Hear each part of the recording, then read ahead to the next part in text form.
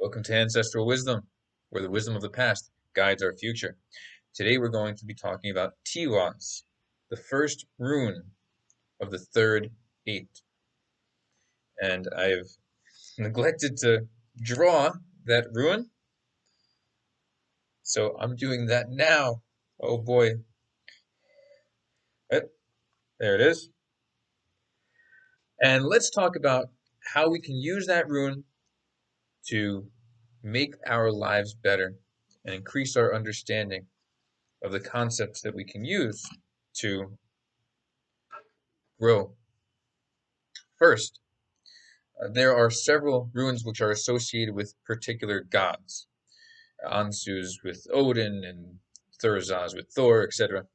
And this is no different. This is one of the runes associated with a god, with Tyr.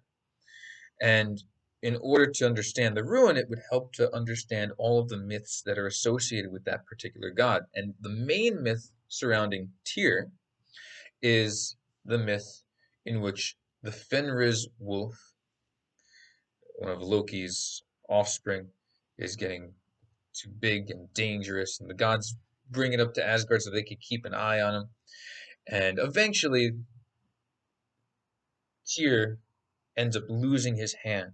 They're trying to tie the wolf up, and the wolf says, "I'll only allow myself to be tied up if one of the gods will put their hand in my mouth," and as collateral, basically.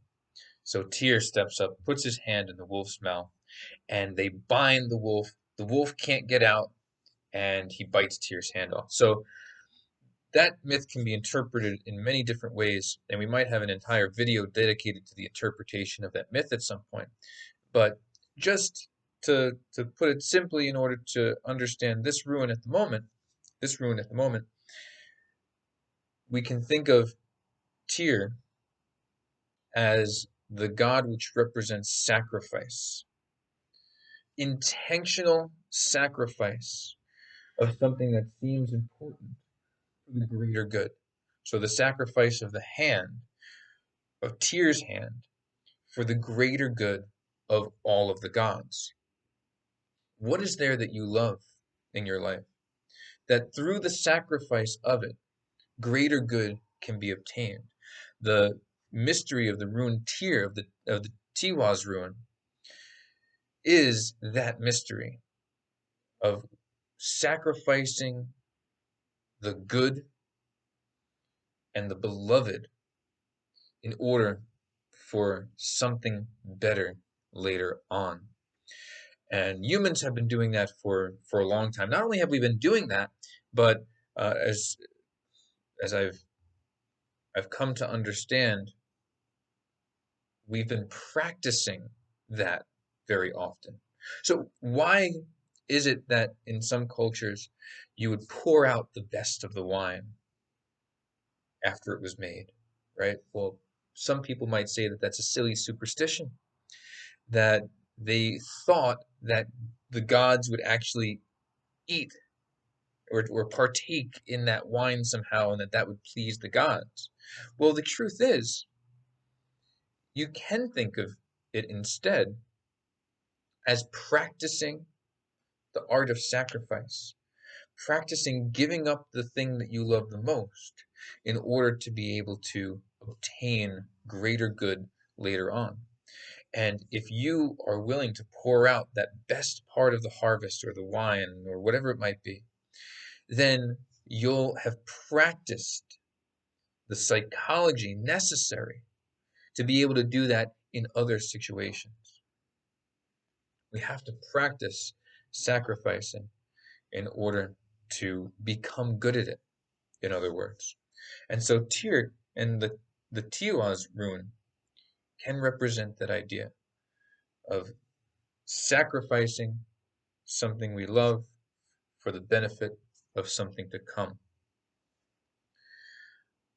Related to the idea of sacrifice, of course, is is an agricultural idea, because you might have plants that you want to harvest and eat, but you need the seed for the next year. So you need to make sure that a certain number of those plants go to seed. Sometimes that ruins the ability to be able to eat them.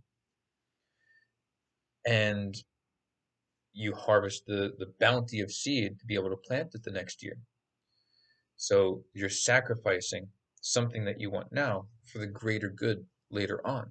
The truth is, human beings, we needed to be able to learn that lesson in order to survive, especially in places where the winters were harsh and where if you did not learn that lesson of sacrificing the now for the tomorrow, you would die.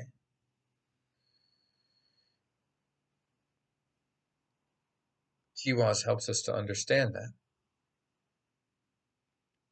Tiwaz also represents the idea of justice and order,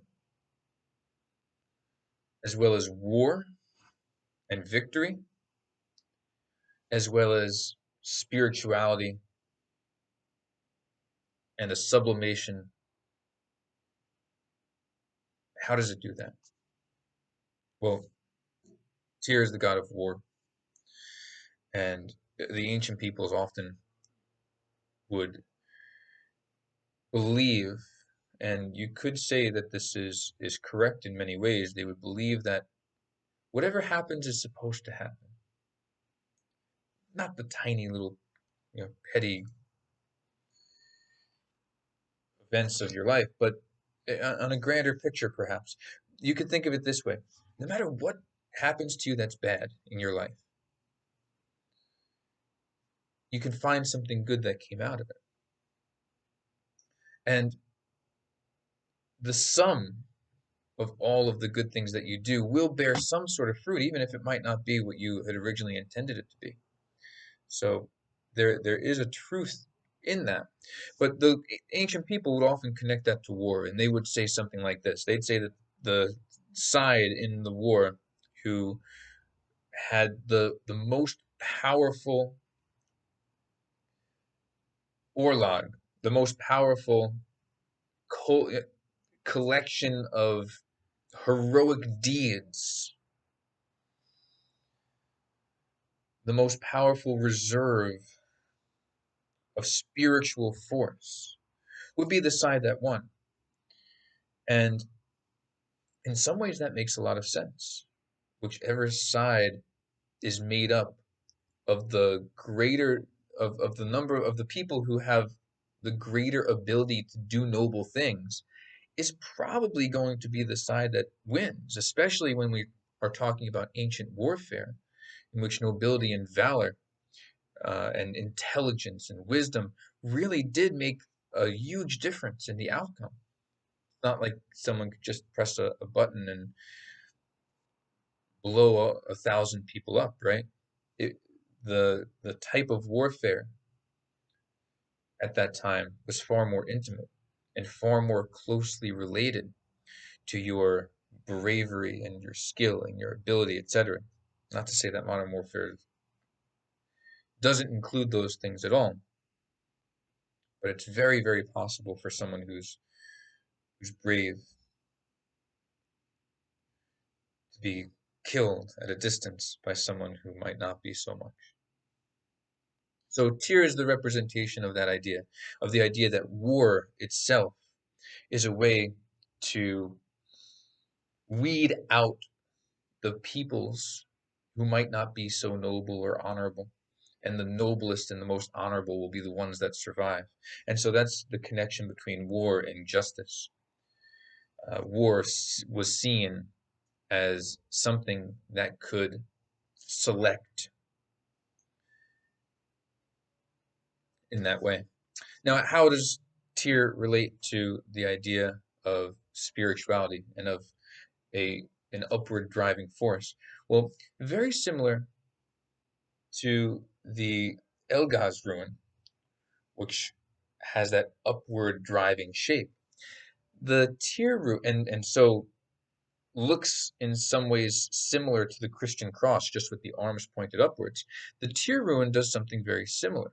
The Tyr ruin is almost an arrow pointing straight upwards. So it has a very similar shape and a striving up towards spiritual enlightenment. And that shape helps us to connect the rune to that idea of religious knowledge and of spiritual meaning. So how can we combine all of these things together? Well, meditate upon the rune and use it to help you understand the necessity of being noble in the face of adversity, of getting behind you and within you and around you as much as you can the spiritual shield of a culmination of myriad honorable and brave and meaningful actions. Use it in order to understand that the more you do that and the more that you act in an honorable way, the better able you will be to come out on the winning side as you brave the wars and the strife and the evils of life. Use it to understand that sacrificing the things that you love for a greater good is perhaps the most important thing that you can do in order to be honorable and noble and therefore eventually come out on top.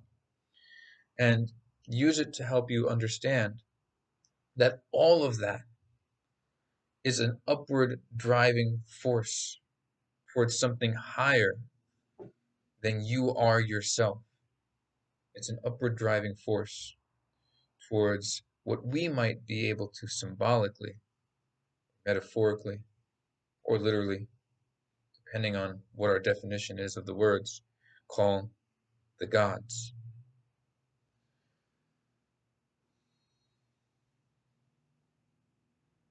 Sacrifice what you love if that sacrifice will lead you to a greater good.